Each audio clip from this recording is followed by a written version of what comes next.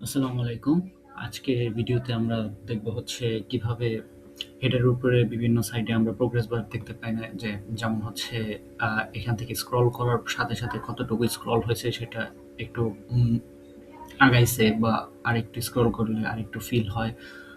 So এটা হচ্ছে আমরা হেডারে কিভাবে করে এটা দেখবো। যেমন আমি যদি এটা দেখাই, সো আপনারা হয়তো দেখতে পাচ্ছেন উপরে এই যে হেডারের উপরে এখানে আমার হচ্ছে এটা একটু স্ক্রল করছি আর হচ্ছে আরেকটু আহ, শুধু বাড়তেছে বা একদম যদি শেষ পর্যন্ত যাই তাহলে সেটা হচ্ছে ফিল হয়ে গেছে।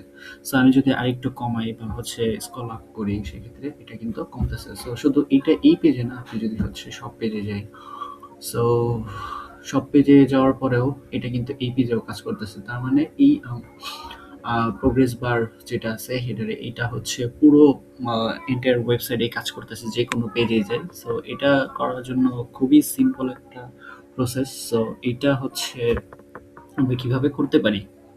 সো এর জন্য হচ্ছে আমাদের সাইটটা অবশ্যই প্রিমিয়াম থাকতে হবে, কারণ আমরা হচ্ছে এটা কাস্টম কোড দিয়ে করব বা হচ্ছে বলতে পারেন আমরা জাভাস্ক্রিপ্ট এইচটিএমএল কোড দিয়ে করব, যেটা হচ্ছে আমরা আমাদের কাস্টম হেডারের মধ্যে এটা পুট করতে হবে। সো কোথায় করতে হবে আমি হচ্ছে দেখিয়ে দিচ্ছি। আমরা হচ্ছে আমাদের ওয়েবসাইটে যাব, ওয়েবসাইটের ড্যাশবোর্ড এটা। সো এখানে গিয়ে আমরা হচ্ছে সেটিংসে যাব, সেটিংসে গিয়ে কাস্টম কোড কাস্টম করে যাব। এরপরে আমি একটা হেডারে প্রোগ্রেস বার নামে একটা কোডের নাম দিয়েছি। সো এই আপনারা চাইলে এখান থেকে আরো করতে পারেন, একটু কার্ড বা একটু কাস্টম কোড। সো এরপরে হচ্ছে আমি যেহেতু এটা অলরেডি করেছি, সো আমি এডিট টাইপে যাই। তো এই যে এইখানে আমার যে কোডটা আছে বা এইচটিএমএল কোডটা, এটা হচ্ছে আমি এখানে পুট করে দিছি। সো আপনারাও এই কোডটা পুট করে দিবেন, তাহলে আপনারা হচ্ছে ওই সেম লজিকটা পাবেন। আর এখানে আপনারা নাম দিতে পারেন। অ্যান্ড এইটা অবশ্যই মাথায় রাখবেন, এটা সবগুলো পেজে যদি দেন তাহলে আপনারা সবগুলো পেজেই আপনার এই প্রোগ্রেস বারটা শো করবে। আর যদি হচ্ছে স্পেসিফিক কোনো একটা পেজে দিতে চান, সেটা কোন পেজ হইতে পারে, যে হোম পেজ, কুইজ পেজ, মানে আপনার ইচ্ছা যে একটা স্পেসিফিক পেজে দিবেন, সেক্ষেত্রে ওটা শুধু স্পেসিফিক পেজে বা হচ্ছে আপনি চান যে হোম পেজ এবং হচ্ছে কুইজ রেজাল্ট পেজে শো করবে, সেক্ষেত্রে এই দুটো আপনারা রাখতে পারেন। বাট আমি চাচ্ছি সবগুলো পেজে যদি দিতে চান তাহলে এটা অবশ্যই অল পেজে দিবেন, আর কোড প্লেস অবশ্যই অবশ্যই হেডে দিবেন। যদি হেডে না দেন তাহলে হয়তো আহ, এটা দেওয়া বেটার, কারণ যখন পেজ লোড হবে তখন এটা লোড। সো এই হচ্ছে কোথায় পুট করবেন। সো কোডটা কি আহ, সেটা আমরা দেখবো। সো এরপরে হচ্ছে অ্যাপ্লাই করে দিবেন, দেন আপনাদের খেল খতম এই পর্যন্ত। আর কোডটা হচ্ছে আমি এখানে দিই, আপনারা এখানে দেখতে পাচ্ছেন এটা হচ্ছে রেড কালার। সো আপনারা চাইলে এটার কালারটাও চেঞ্জ করতে পারেন। যেমন এখানে যে কোডটা আছে এটা স্টাইল।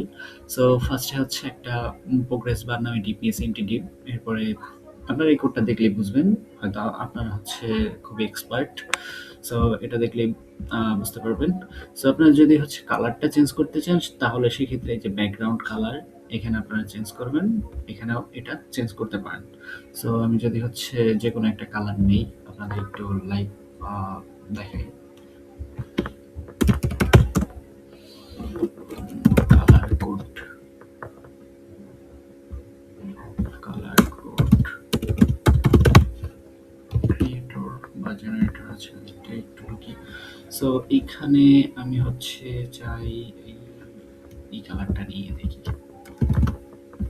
সো আপনারা কি করবেন, জাস্ট হচ্ছে আপনাদের এই যে কালারটা চেঞ্জ করে দিবেন। সো আমি একটু কালারটা চেক করে দেখি যে এটা কি কালার ছিল।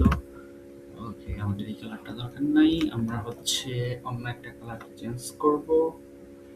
সেটা হইতে পারে আমরা আচ্ছা সবুজ কালারটাই নিই।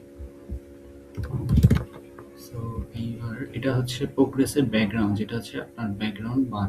আর এটা হচ্ছে প্রোগ্রেসের ফিল কালার বা যেটা ফিল হবে। সো আমরা এটা এখানে যাব, কপি করব, simply it is settings, then progress bar, এটাকে রিপ্লেস করে দিব, অ্যাপ্লাই করব। এরপরে আমরা হচ্ছে লেফট সাইডে এসে একটা রিলোড দিব। সো এই যে আমাদের কালারটা চেঞ্জ হয়ে গেছে, নীল কালার, সরি সবুজ কালার।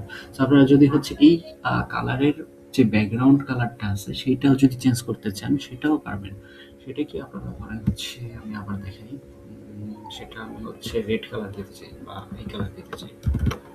সো এইটা হচ্ছে আমরা দিব এইখানে এটাকে কপি করব, কপি করে আবার এটাকে পেস্ট করব, অ্যাপ্লাই। এরপর আমরা আবার রিলোড দিব।